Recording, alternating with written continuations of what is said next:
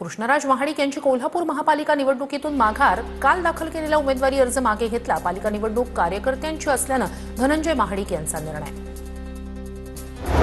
भाजप शिवसेनेला नातेवाईकांना तिकीट द्यायचं होतं म्हणून राष्ट्रवादी नकोशी वाटली. अभिजित देशमुख यांची टीका.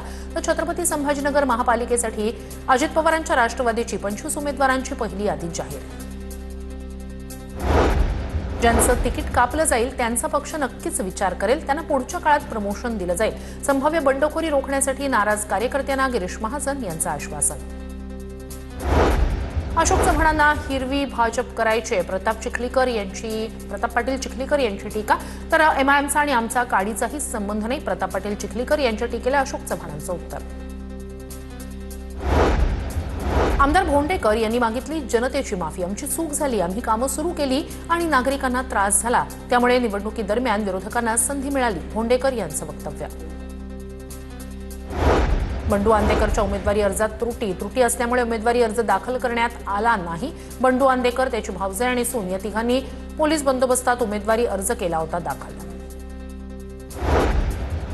आंदेकरनं विकासासाठी माझ्या मुलाला मारलं का? आयुष कोमकरच्या आईचा सवाल. आंदेकरला तिकीट दिलं तर आत्मदहन करणार. आंदेकरनं उमेदवारी अर्ज भरल्यानंतर आयुष कोमकरच्या आईची प्रतिक्रिया.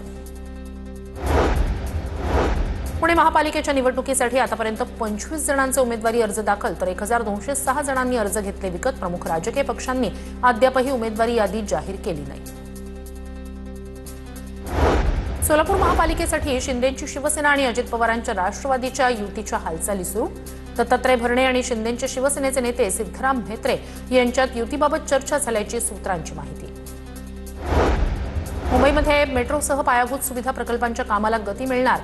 एमएमआरडीएच्या प्रकल्पांसाठी 803 कोटी रुपये मंजूर. मुंबई महानगरात 337 किलोमीटर लांबीचं मेट्रो जाळं उभारलं जाणार. राज्यातील शाळांची संच मान्यता आता 20 ऑक्टोबरपर्यंत. डायस प्लस प्रणालीवर नोंद असलेले विद्यार्थी विचारात घेऊन संच मान्यता होणार. आधार वैध विद्यार्थ्यांचीच संख्या विचारात घेतली जाणार. शिक्षण विभागाची माहिती.